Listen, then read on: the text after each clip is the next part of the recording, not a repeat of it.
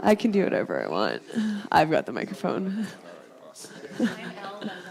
Jody. Jody. Hi, I'm Suzanne. Jody. Nice to meet you. Always have to have one of those. Well, that's why we're all here. Yeah, can you hit record on that for me?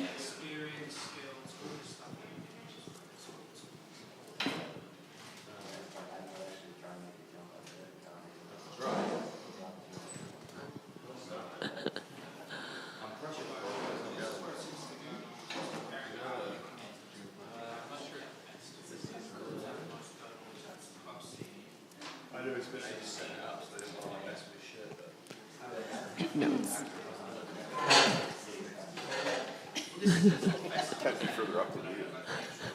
You need a bigger seat here. I know. It was the same issue I had last year. I'm pretty sure they brought the same stools from Edmonton.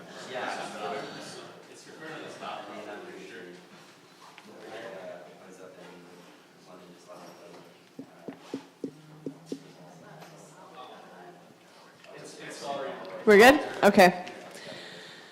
Alrighty. Welcome to Tinnitus in the Mix. So it's basically a crash course on noise-induced hearing loss, the effects and symptoms of, and how to deal with the most prevalent symptom of tinnitus. We're also going to talk a little bit about hearing protection as well. So the goal of this is just to build some awareness about the damage that we can do to our ears at the club and the damage that we can also do to the people on our dance floors for those of you who are DJs.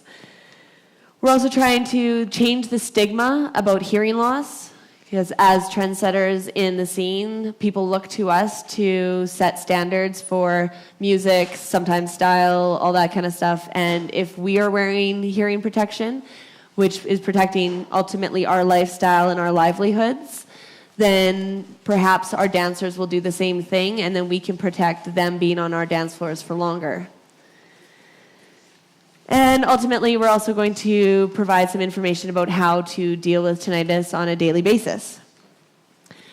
So the reason I got into this was for the past 7 years, I've been a performing DJ. I've also been involved in the electronic scene since 2004. So over that time, I've had a couple of instances which have led me to get really concerned about my own personal hearing. It mostly started off with a movie called It's All Gone Pete Tong. Anybody familiar with that movie in this room? For those who don't know, basically it's about a DJ named Frankie Wilde who, through substance abuse and noise exposure, lost his hearing. He was a lifetime DJ. That's how he made his money.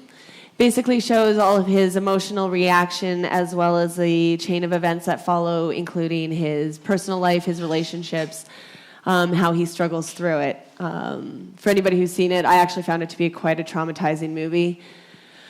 It really hit some notes home.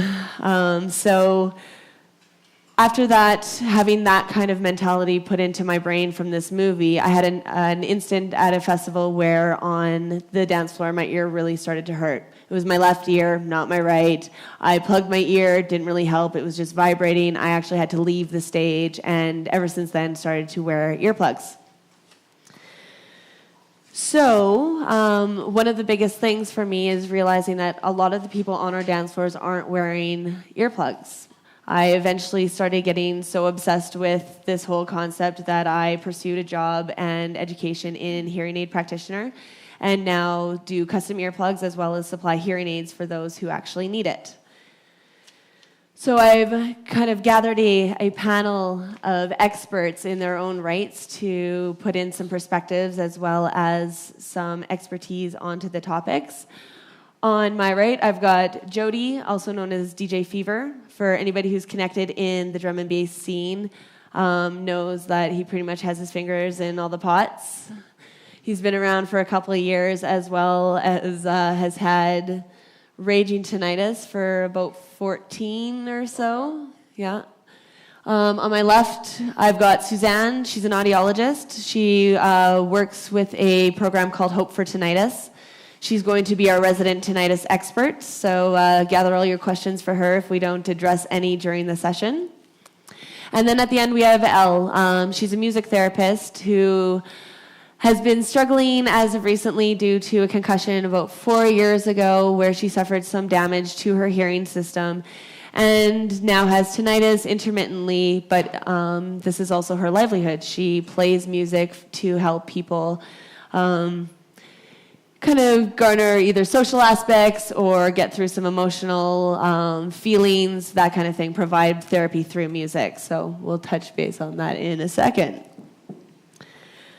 So we're just going to do, their own quick introductions. Jody, why don't you give some words?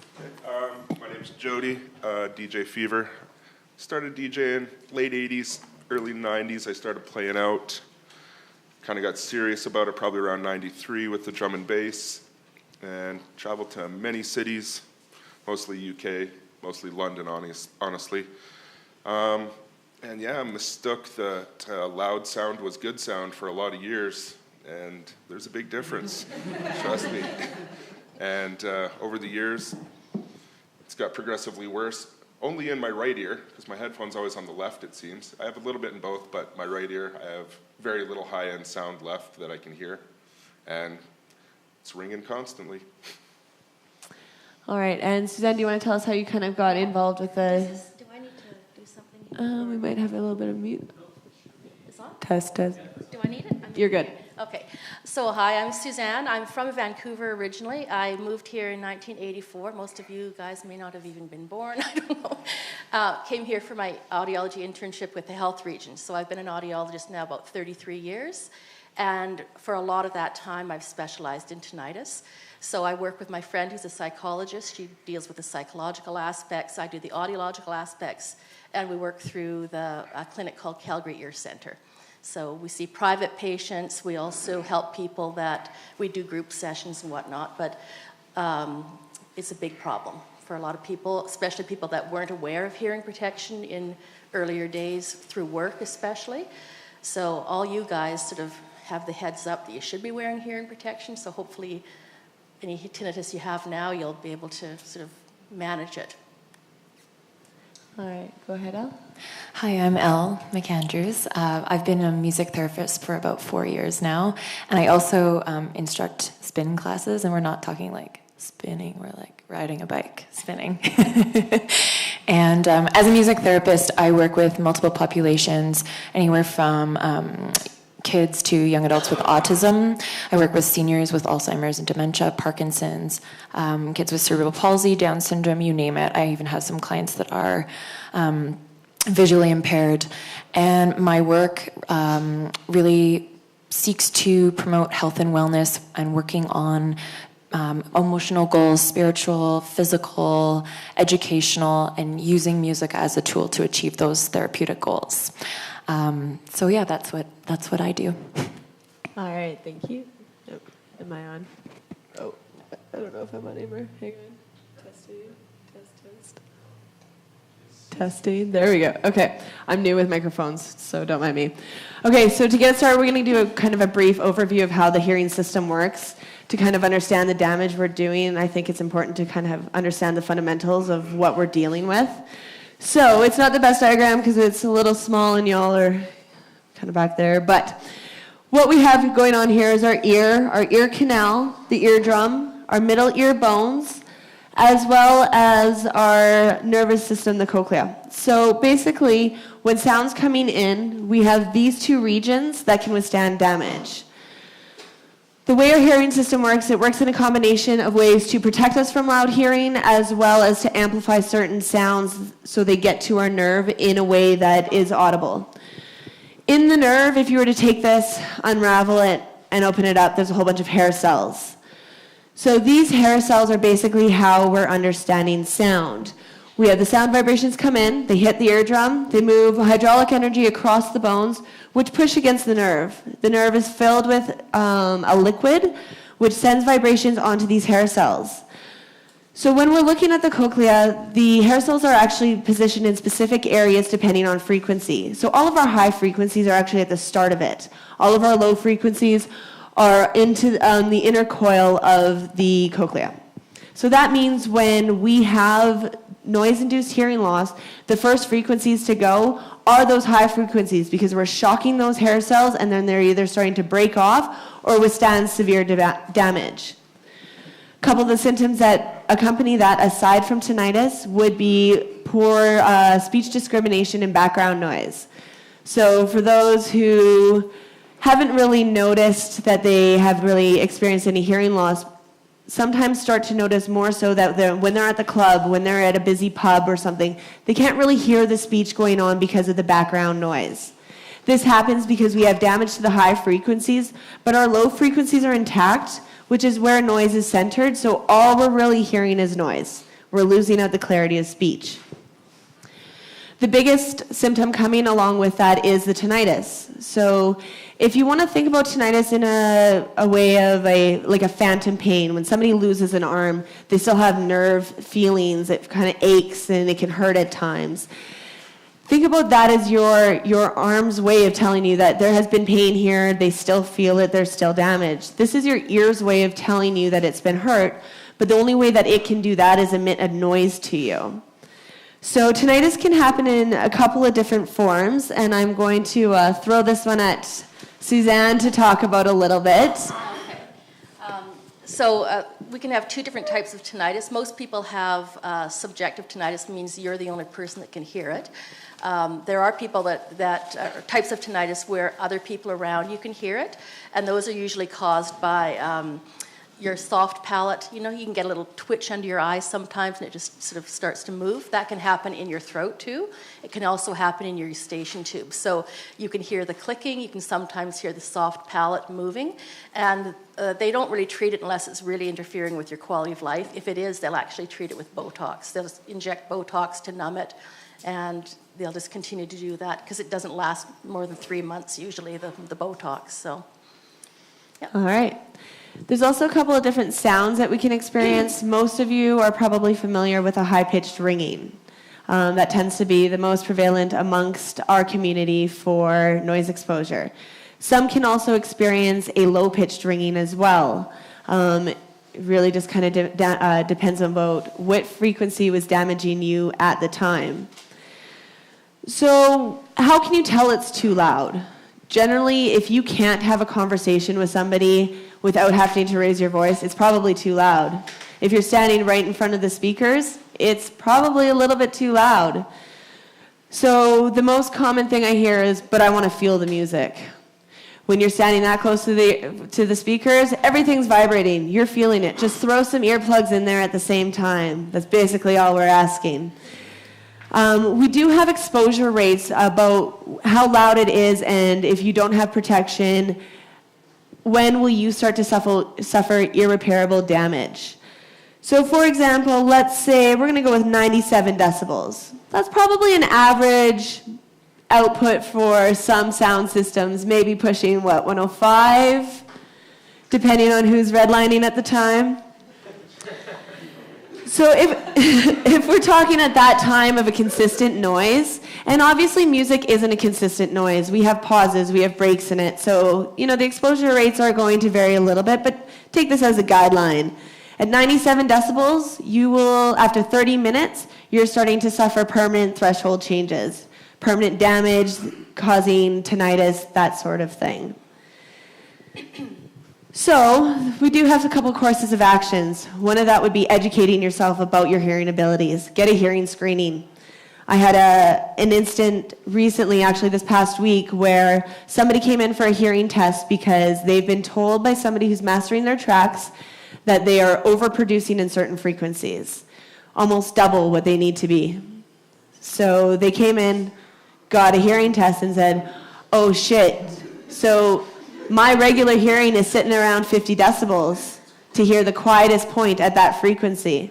So when they're making a track and everything else is all sitting at hunky-dory levels, you're causing yourself issues because now you're just subjecting yourself to more of that sound because you need to turn it up for you to hear it, but also you're costing yourself more in mastering because they have to go in and they have to fix all this stuff, and some projects are done by piecework, some projects are done by how much time they spend mastering your track. So do yourself a favor, find out where your frequency issues might lie, educate yourself. After that, it would definitely be getting some hearing protection. So to kind of give an idea about how tinnitus can affect your daily life, I'm going to revert to Jody as well as Elle to just kind of talk about what they experience on a daily time, as well as what they have to do to deal with it. All right, well, one of the ones I notice the most now is I have a young daughter and spend time with her, and I can't have a TV on when I talk to her because I can't hear her correctly.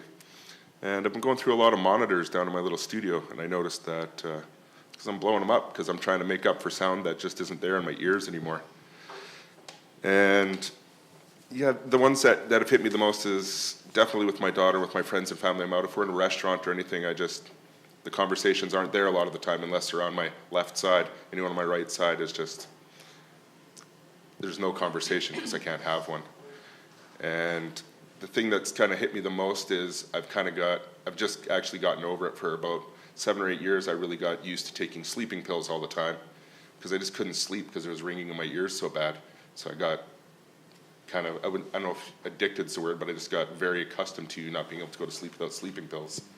And it's not a good way to live, and it definitely affects your career, whether you're just enjoying music out at a club, or if you're producing, or if you're DJing.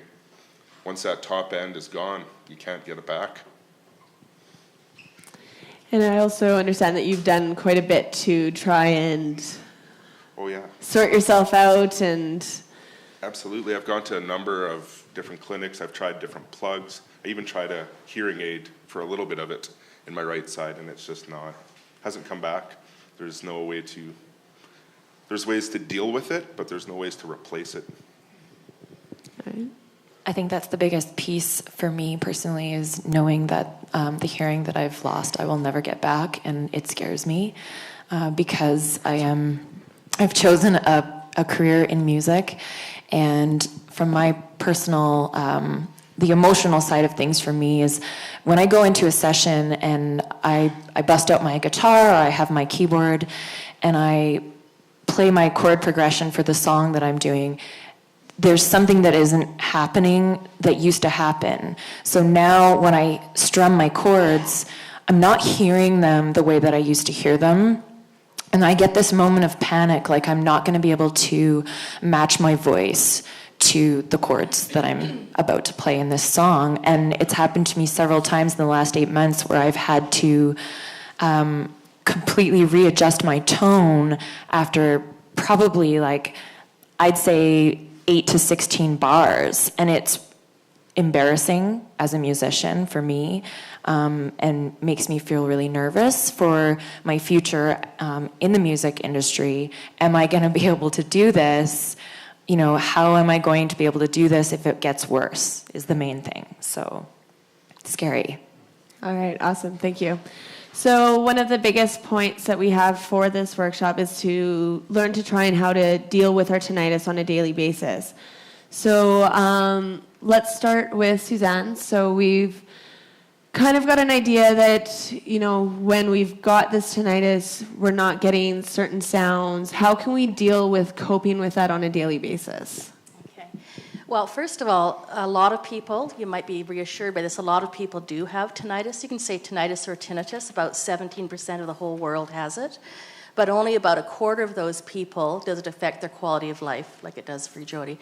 And often it is hair cell damage, like Kelsey was saying. So the first thing we want to do is to correct for any hearing loss. Because when you have a hearing loss, which is tinnitus is a symptom of the damage, it's as if you have a plug in your ear. So any head noise you have or body noises, you're going to hear them more because you're not taking advantage of any of the extraneous room noise. So you're going to hear it louder. So if you have any significant hearing loss, the first thing we would like to do as an audiologist is to correct for that, because the hearing aid will bring in the room noise, which will in itself make the tinnitus less bothersome to you. The people that we see at the clinic, at the ear center, are people that are in the quarter of the minority of people that are bothered by the tinnitus, where it's really affecting their quality of life. And the three main issues we see are sleep problems, depression, and anxiety. So when people come to us, they're usually on one or medication for one or all of those things. So, medication does have a place just to get you through, but the goal would be to develop skills to help you get your quality of life back to where it was. Because just because you have tinnitus, and you're bothered by it, the tinnitus you have is no different than the majority of people who have tinnitus that aren't even really aware of it because they've habituated, meaning they've put it into the background. It's not that it's gone, but it's not front and center grabbing their attention all the time. So the recommended protocol for tinnitus that's interfering with your quality of life is an audiological approach, which would be correcting for the hearing loss, introducing sound into your environment, especially at night, because that's when it's very bothersome, you can't sleep. And there's also the psychological aspect, which is to teach you tools how to redirect your focus away. So those are the two main things. All right, so when we're talking about adding noise into your room at the evening, that can be done by via a fan, as well as sound maskers. That would be pretty much everything, or is there? Yeah, we advise people not to go to bed with earbuds in, because anything you put into your ear, for one thing, it's uncomfortable, especially if you're a side sleeper. But anytime you are made aware of the plug in your ear, it just brings your attention back to the fact that you've got the head noise.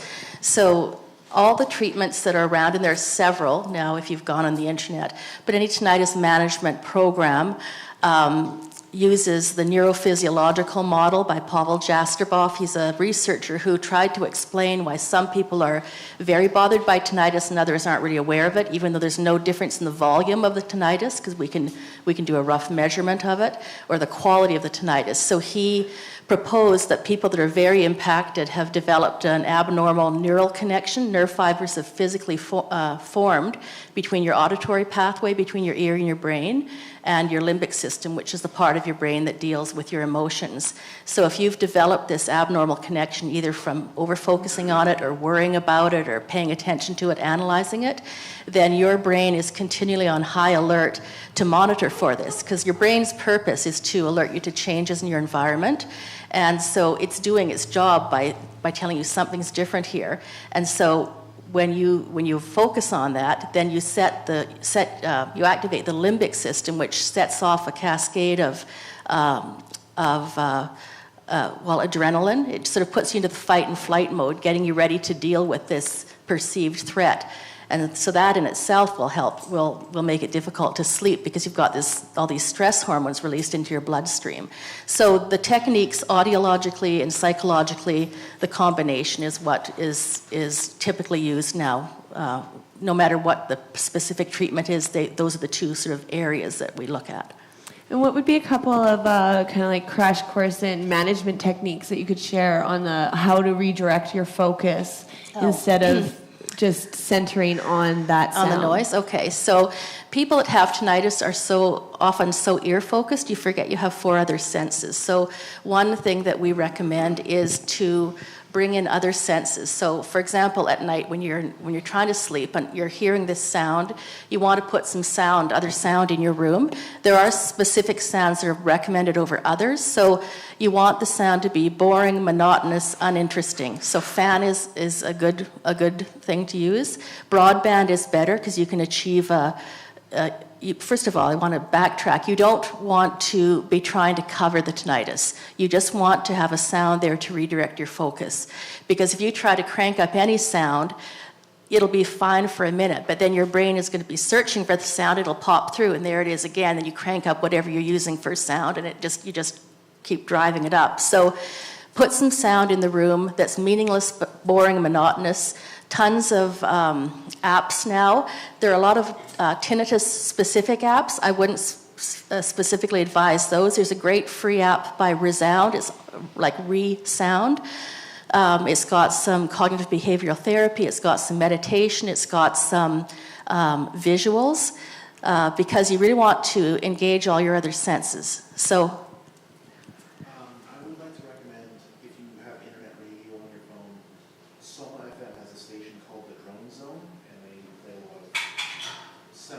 monotonous, calming music. That was Sona FM? Soma? Soma, Okay, cool. If music works for you, go for it. That wouldn't be the first, like people tell me, oh, I listen to CBC radio, or I listen to a podcast, or I'll put my TV on timer just to get me to sleep. The problem with that is if you're just in that sort of wake sleep state and you're about to fall asleep, your central auditory system has the ability to bring in anything meaningful or familiar to your auditory cortex. So if you're just about to fall asleep and you hear a word or a piece of music that you're familiar with, the brain will amplify it to bring it in louder, and in doing so it can amplify the tinnitus. So that's why we say that you should be, and you're actively listening in that point. And another thing that you want to avoid when you're choosing different types of sound sources, nothing that has an anticipated repetition. So I'm from Vancouver. I love waves and wave sounds. Waves and thunder are often on these tracks you can get through the App Store, but those aren't the recommended tracks to use, because if you're lying there, you can anticipate the next crash of the wave or the next crash of thunder, and it's engaging your auditory cortex. You're actively listening, you're anticipating. So that in itself, again, will potentially increase your awareness of the tinnitus because you're actively listening. So we want you to passively listen. Any noise or sound you use should be really boring so it's not catching your attention. All right, thank you. Okay, so we're going to do an open forum question just at the end, but I want to touch really quickly on hearing protection. What time are we at? Can anybody... 3:30? Oh, we're doing way better than I thought we'd be doing. Okay, great. So when it comes down to hearing protection, we're always faced with the big question, generic or custom. Obviously, generic is going to be cheap, easy to lose, you're not really too emotionally attached to it if it goes missing, and easily accessible. With the custom, you're going to have a little bit more on the pricey end. They are custom fit, so they are a little bit harder to lose, but when you do lose them, they're more of a pain in the ass because then you have to pay more to get them replaced. So when it comes down to it, what's the biggest thing that you normally are faced, the biggest obstacle to wearing generic earplugs? Usually fit, or it doesn't stay in, or it's taking away too much sound, you can't hear anybody else at all. This is usually what's called the occlusion effect. So it's kind of like when you take your finger and you plug your ear, how much sound are we taking away? We can have it in varying amounts. So when we have the foam earplugs, the amount you shove it in there is determining how much you can hear, how much you're going to feel the music. So basically when it comes down to it, wearing any sort of protection, I'm all for, but you want to make sure that you're not faced with these little things, these little obstacles that are preventing you from doing it, because ultimately we want to make sure we're doing what we need to be doing to protect our hearing and to better our systems as a general whole. So we have other options aside from just generic foamy plugs. There's a brand, I believe it's called Atomic. It's 20 decibel filters. They're most commonly recognized by a 3-dome umbrella kind of shape with a clear tube at the bottom. These are 20 decibels, so when they say 20 decibels, that means that's the amount of attenuation, but not necessarily across the whole frequency range. So when we have 20 decibels, what we get is a slope of where it's slowly getting down to 20 decibels in the highest frequencies. Obviously, those are also what we want to protect the most, but it isn't always feasible for the DJ. DJ needs to have an equal frequency response. I've had times where I've gone on stage and everything was vibrating so much that I've played with earplugs in. And when I do that, I want to know that I'm not bringing in my highs too much because my levels will be off, and then ultimately I'm damaging my dancer's hearing. So I always look for a custom style at that point. For the DJ, custom is a little bit more reliable. You can trust its attenuation, so how much it's bringing sound down by. So when we look at filters, the filter for the 15 decibel has the most equal frequency response. A little bit of slope in the high frequencies, but it's not nearly as drastic as you would experience with other filters. These would be for musician-style earplugs. They also come in another set of filter availability. One of them is 9 decibels. So if you were, say, a singer, you needed to hear yourself really well, or maybe you just had a sensitivity to sound where your general day, you were bothered by the excessive sound, you could go with a 9 decibel just for a minimal amount of protection. For the sound techs, people who are immersed in sound for 8 hours a day. This is something that I experienced that I needed to have a heavier filter with. I work at a festival that is overseas in Italy. It's a drum and bass festival for 8 days. We broadcast about 5 or 6 of those days online. So that means for 8 hours from start to finish, I am totally immersed in sound, sometimes right in the booth.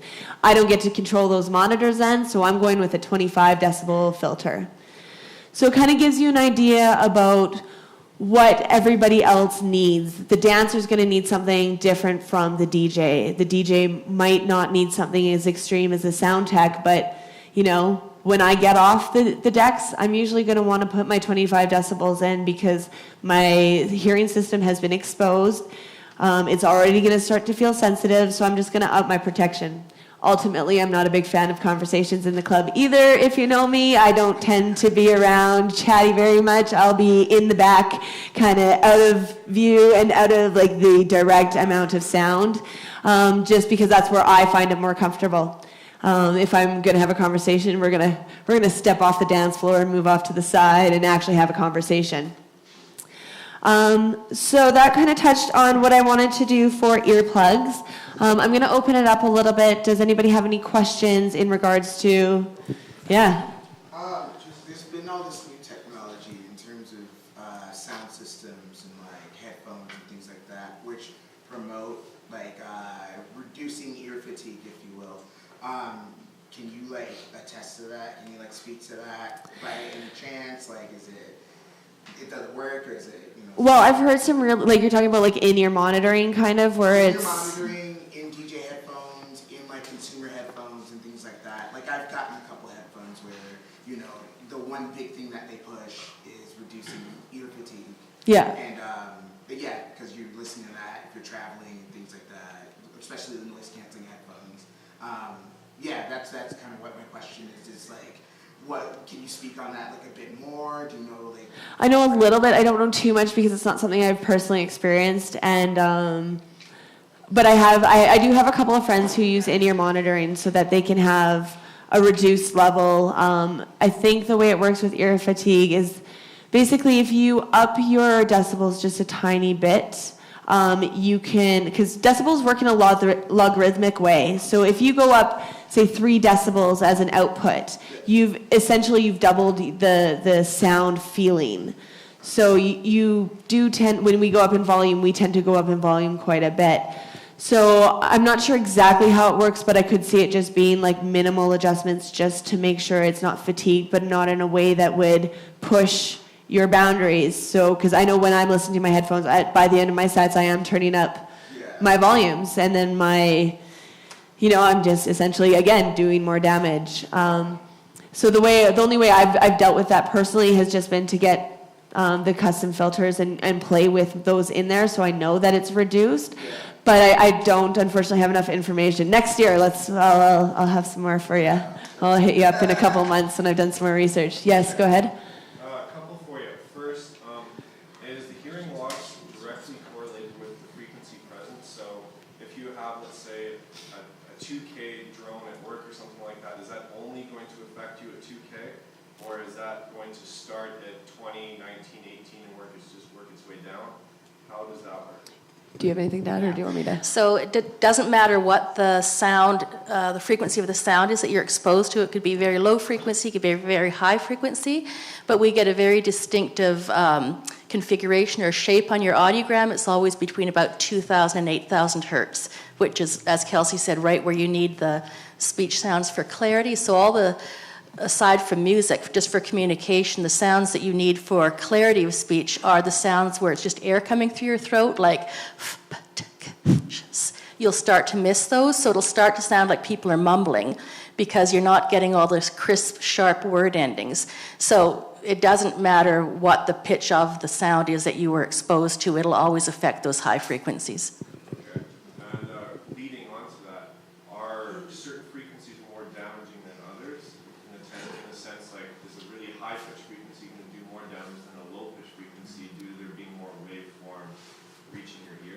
So basically, the way it happens is because those high frequencies are at the start, and they are essentially smaller, more compressed waveforms. They are hitting those initial nerve cells quite faster. The biggest thing is, I do believe with noise-induced loss, it's the frequency that you've hit about half an octave down is usually where you're starting to see some damage from some of the readings that I've done specifically about noise-induced loss. So it's still right around that same range, but it may not be the sound that you could feel damaging. So when I had that period where my ear hurt at the festival, it was all bass. There was no hi-hats coming through. Like, it was nothing but pure bass.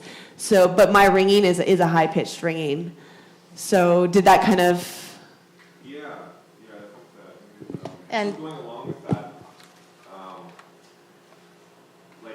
we have an aversion to loud high frequencies more so than loud low frequencies. I feel like you can stand in front of subs and it doesn't really hurt in comparison to standing right in front of the speaker itself. Like, holy crap.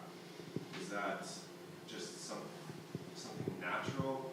I think that... telling us something? I guess is what I'm trying to get at. I think that has to actually do with the physiological placement of the cells, because like I said, our cochlea is shaped like a snail shell, so all the base is in the middle. So the base is essentially going through all of everything else before. So we're going to perceive high frequencies more because that's the first that's hit, is the way I interpret it. Well, I think people in general prefer bass tones. They're rounder, they're smoother, they're more pleasant to listen to. And when we lose the high pitches, and Kelsey will tell you, when you fit hearing aids to people, they've lost the high pitches. That's what they need for speech clarity, but they really don't like it. They want more bass in there because it's a nicer sound to listen to. So, yeah. So go ahead. If you're not hearing that ringing at the end of the night, like, is that a good indicator of whether or not you've done lasting damage or you've done serious lasting damage? I know I've been at clubs where an hour and a half you're there and your ears ringing for a day and a half, or you've been like at more festivals where zero ringing whatsoever after 8 hours of listening. That has to do, so that can go both ways, basically. So you've got two types of hearing damage from noise-induced. One's permanent, one's temporary. You've got a temporary threshold shift, which is your initial amount of ringing. You know, if your ringing is sticking around for more than 12 hours, there's definitely some lasting damage that's happened there, regardless of how long you were exposed to. Because if we want to think back to exposure rates, if you're at a club for, 97 decibel output, and you're there for 30 minutes right in front of the speakers, you've done damage, regardless. But there are going to be some environmental factors that come into that. So festivals, you've got open air, there's a lot more space for that sound to go. You know, there's a lot more people in between you and the speakers generally. But again, we don't have closed ceilings, impacted walls. We're not keeping all of that sound contained. It has the ability to go into the air. So I do think that will have some effect on how you're perceiving sound. Also, I do know that a lot of the festivals, PK's been really on with their outputs. So generally, when we have an outside control of sound, that's being a little bit more regulated than what's happening in the clubs. When the clubs were setting up, nobody's sitting at that soundboard all day being like, oh, our output's here, I'm just going to bring it down a little bit. Then you have people, redlining, that kind of stuff that will affect the way the sound is coming into your ears.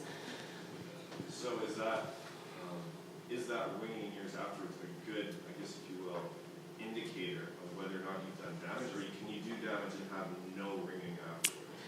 Absolutely. You could, yeah, absolutely. I've definitely had some nights where I didn't have any ringing, but it also comes down to sometimes a brain focus. Like, you may not just be perceiving it. I know my ringing's there all the time because I have really bad allergies. So the minute I get congested, that's all I hear is just this ringing. So I know if I plug my ears for long enough, I'm going to hear that ringing. It's just whether or not I'm aware of it at the time. Yeah, so you can have a significant hearing loss and have no tinnitus. So although tinnitus is a symptom of hair cell damage, there are many, many people who have significant hearing loss and have no tinnitus.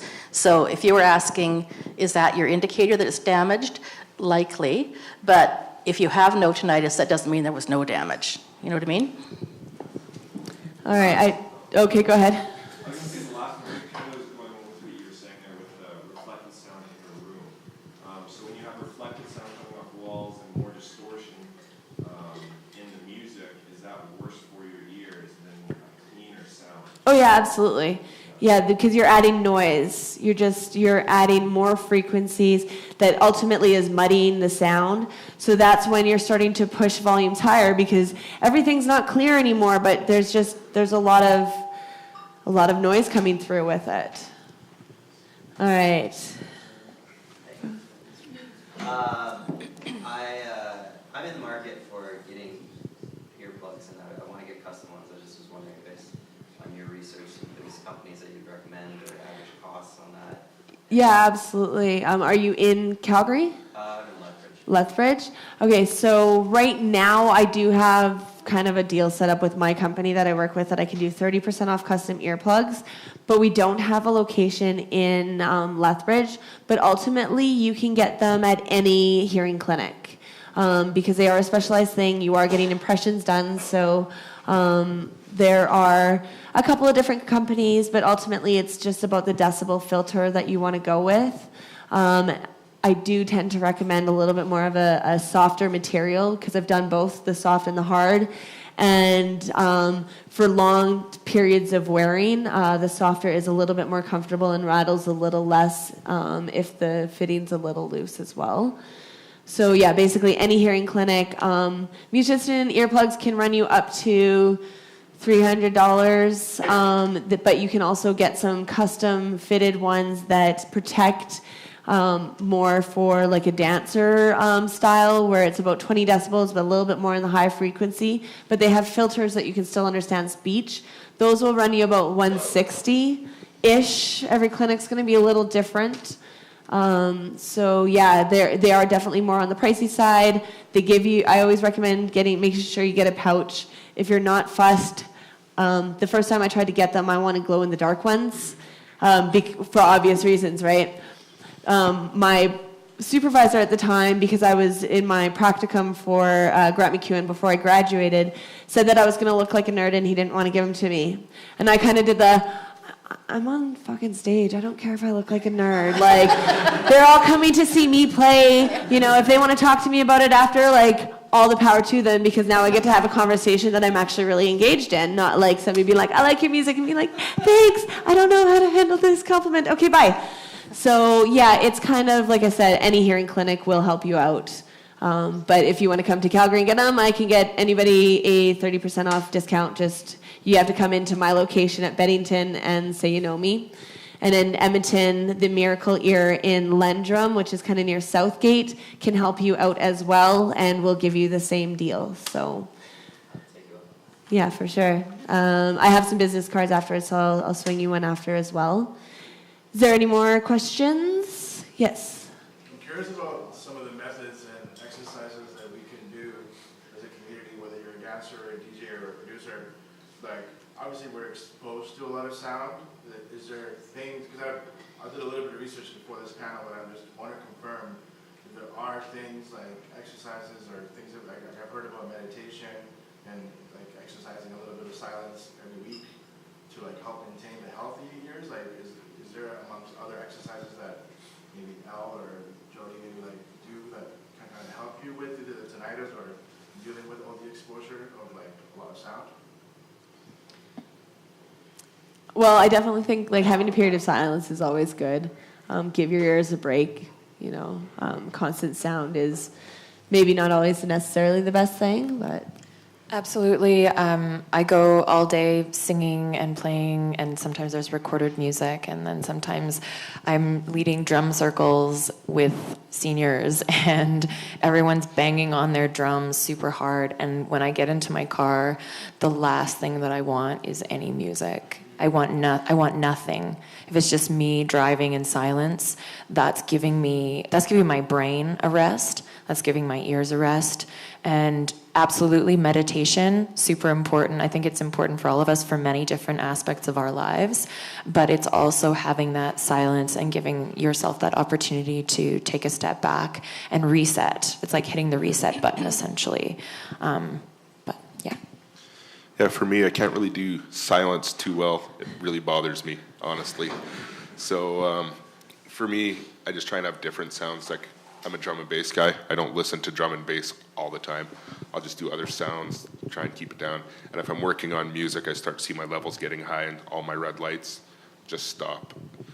Take a day off, go back and work on it again when you can bring your levels back down and you're not pushing it to try and find that sound anymore.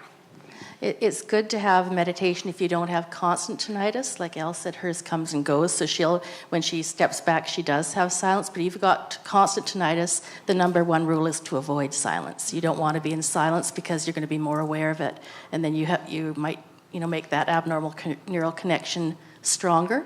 So better to have some low-level, meaningless background noise. Yeah, go ahead. I started to get tinnitus from not after just the night. I would just days later, when it got quiet at night, I started to get ringing in my ears. And then I started to be really diligent and wear earplugs. And then thank God it has habit since I started being diligent with it. I guess I didn't do any permanent damage when I got close. But when that was happening, I looked at ways you could, remedies to treatment. And one really interesting one I saw that was on the internet was this thing where people were flicking their finger on the back of the neck. Have you guys heard about that? Is that legit? What's that about? I have heard of it, but I will not lie. I do not believe that I have enough expertise to do enough. I haven't done enough research on that. Have you? There are many anecdotal, someone says, I tried ginkgo biloba and that was the key for me. I tried this flicking thing, that was good for me. So no harm, I suppose. But if it was something that worked for everybody, we would all know about it. But it is curious. I saw that on there as well. With the ginkgo biloba, like Suzanne was just mentioning, some people can suffer tinnitus from, say, not having enough blood flow to the nerve. So what ginkgo biloba does is it increases blood flow, increases your circulation. So that's why some people could experience an alleviation of those symptoms. But again, grain of salt, it's not going to work for everybody because then otherwise it would have been prescribed. It really could be it really seems like something you do with some people with your nerves, your blood, because some people are saying also just putting an electric toothbrush back there, right? I think probably the electric toothbrush is more the sound, like you're creating a masking noise, yeah. But yeah, I haven't heard about the electric toothbrush, but I did watch some of those videos about the flicking. But try it. Try it and let me know if it works for you. That's more information for us to go on. Yeah, to me, any of those, I've tried every remedy, everything. And the only thing that seems to work for me is a distraction. So maybe the flicking or the electric toothbrush just takes the focus away. Just ask your wife to hold the toothbrush there at night. She might, yeah. Is there any more questions? Yes? What are your thoughts about Q-tips? Okay, so there's a big thing on Q-tips. Okay, so ultimately, if we want to look over here, just our little ear diagram, if we want to take our ear canal and divide it into half of this part here, this is all bone. This part here is all soft tissue, and the glands are secreting, creating the wax. So when we talk, when we chew, our jaw is creating movements that soft tissue is actually pushing that wax out of our ear. Now, Q-tips, while they feel fantastic, and it's the hardest habit to break because, trust me, that was the first thing I learned in my school and was like, oh, shit. I really like how they feel, they make me feel like I've cleaned out my ears. However, what it does ultimately is it pushes that wax into the bony portion of the canal where we can't get it out. Then we start to have buildups of wax, which ultimately can create a complete seal. I'm not sure if anybody's had their ears flushed out in... I recently did. Yeah, so you can really pull out some really funky colored stuff. It feels really good, by the way, to get it done. It feels amazing. You can hear molecules in the air. But for some people, if it's really dry and hard, it won't feel good. It if it's dry and hard, it can stick to the tissue and it can actually create a lot of pressure when it's coming out. So yeah, Q-tips, honestly, don't use them. I know it sucks because I love them. But if you could just take your finger and take a nail and just kind of scrape things out, awesome. A couple of tricks if you do tend to build up in wax. Olive oil, a natural vegetable oil, you put a couple of drops in. Just kind of hang out there on the couch for a bit, like maybe lay on your side. And then when you sit up, dry all the oil out. The next morning, go into the shower and stand under the warm water and have it kind of come out a little bit. And then you want to make sure you do get as much water out as possible, because if you do have a full wax occlusion and water gets behind there, you're going to have some issues too. So if you're sitting there and it feels like there's wax there a little bit later, you need to get some more out, or you need to go see the doctor and get them to flush your ear out properly. Ultimately, the easiest way to get it out is to get a professional to do it. Can I jump in on that? Yeah. So when I went to the doctor and saying, like, I'm having hearing issues, they sent me to an audiologist. But before that, they said, why don't you get your ears cleaned out, flushed out? The wax in my ears was too hard from Q-tips, but also wearing earplugs at night because my boyfriend snores really loud. And so I just go to sleep with them in. And if you wear the foam ones and you shove them really deep in there, they can actually impact that wax down even more. And so for about 3 weeks, I alternated ears at night, and I would do a little drop of sweet almond oil in each ear, and then I'd put a little cotton there and let it stay overnight. And when I went into the doctor, it was soft enough that they could just flush it out really easily, and it actually tickled. It didn't hurt. I started laughing, and it felt so good afterwards. Like, it was like, oh my God. I felt like I'd regained some of my hearing, actually. And you can get the little bulbs, it looks like the end of a turkey baster, like a syringe to do your own ears.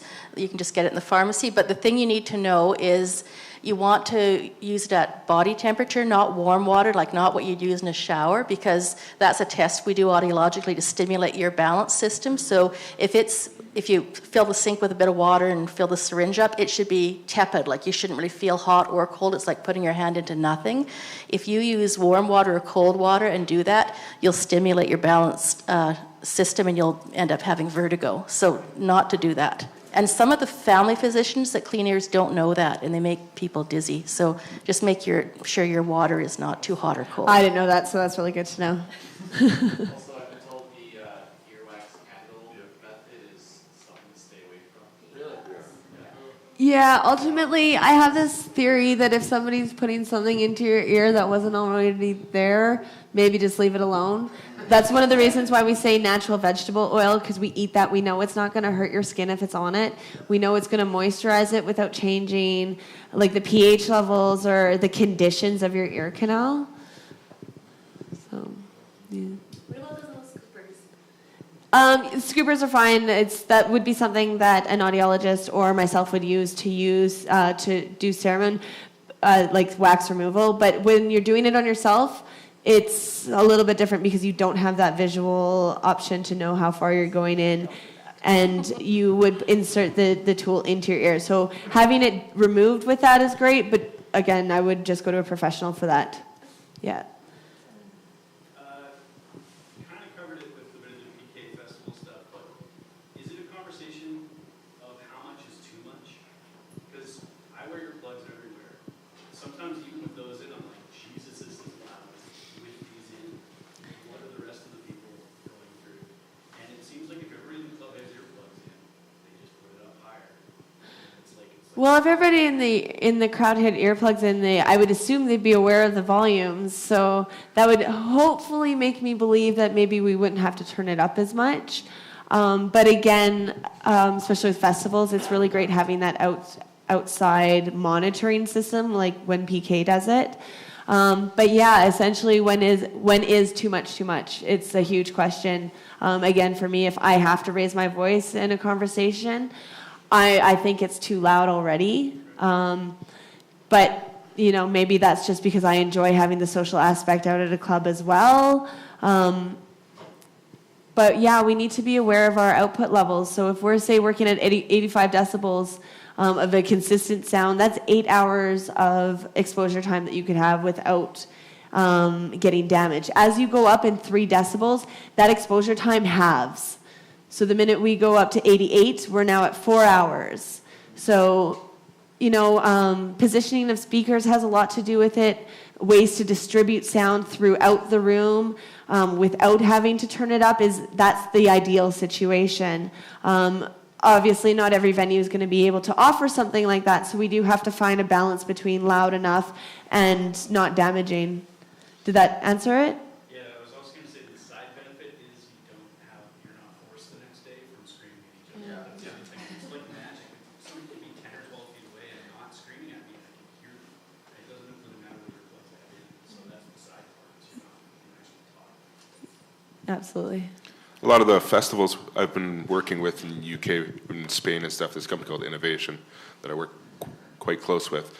We've started to do more sound as opposed to loud sound. Like we'll have stacks halfway back through on a delay so it sounds the same, instead of just trying to push everything from the front where it's all power. Yeah? So I travel a lot, and I go to places that, have swimming pools and things like that, large bodies of water, and I like to jump every now and then. So my biggest fear is getting swimmer's ear, getting just all that water or whatever in your ear and having it sit there. Are there any alternatives in terms of earplugs aside from those weird sticky things you get from the drugstore? Yeah, absolutely. You can actually get custom swimmer's plugs that are a little bit foamy. You can get them in bright colors, and they also float. So they're like your custom style. They just go in, and yeah. So if they pop out, you can find them. But yeah, there's a lot of people who use those specifically for swimmer's ear. Yeah. They literally have custom earplugs for to add to your earpod buds. They have them for pilots. They have them for security, for construction work, for sleeper molds. For example, for somebody whose partner snores really loud. My mom's a shift worker. She has to sleep at weird times in the day, so she's got a set of the sleeper molds. So yeah, they really do have a lot of information. So if you're interested in some of that, I do have some pamphlets as well to provide to you. Just about kind of some of the differences. Awesome. Yeah, go ahead. I have a question / comment. I'll do the comments first. So I've been working in nightclubs for about 3.5 years. Every weekend exposed to loud sound, and now I'm with PK doing festivals and other events and stuff.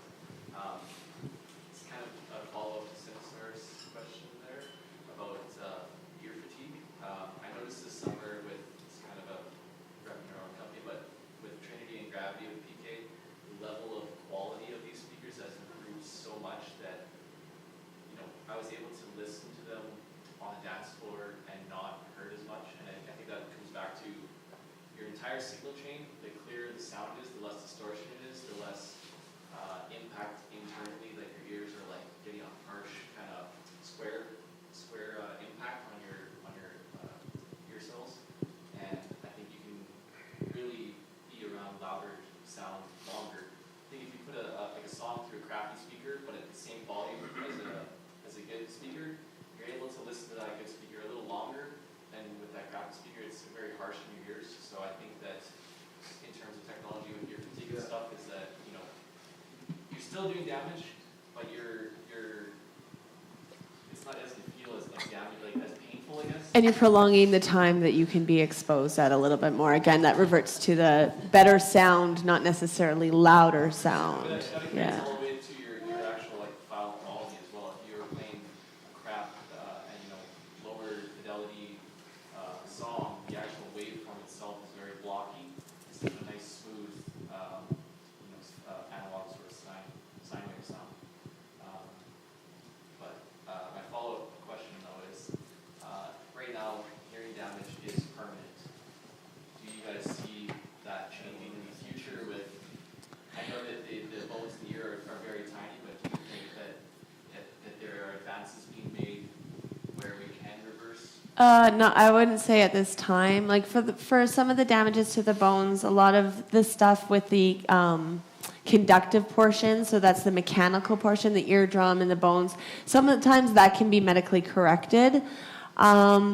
But ultimately, until, I'm sure something like stem cell research goes like scores and scores above what it is, and they've even just started to focus on our ears, like, as of right now, no. In the future, maybe, I don't know.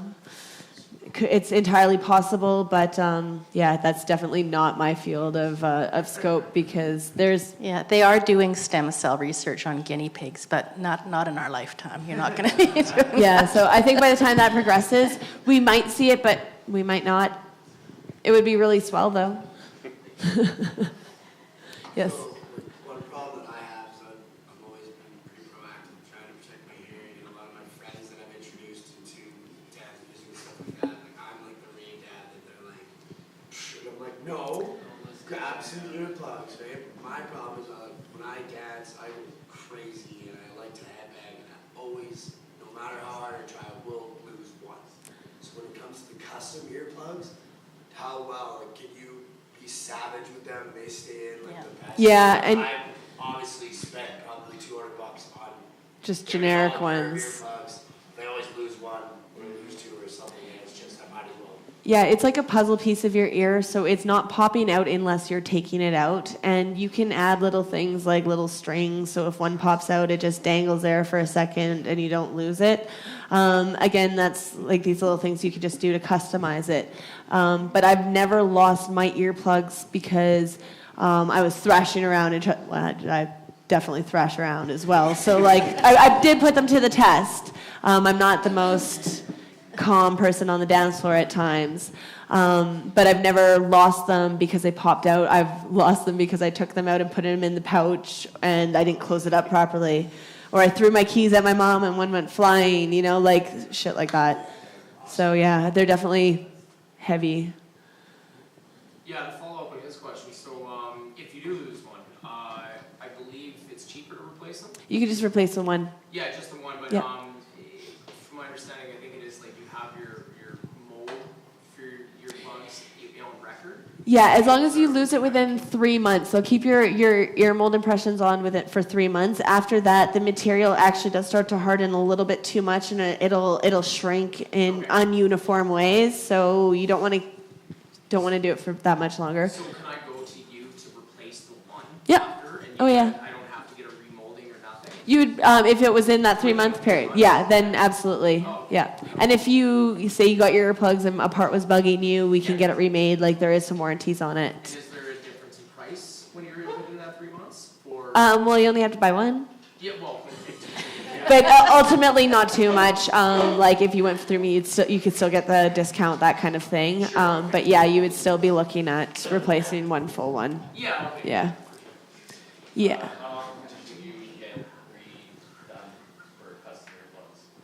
Well, it depends on the material. So the silicone material, I'm told it takes about 3 years before it starts to get a little weird.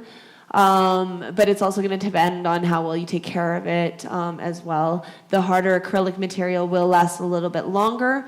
But ultimately, when it comes down to it, your body changes will reflect your ear changes. So say you lost 20 pounds because you got really sick. That earplug may not fit the same anymore.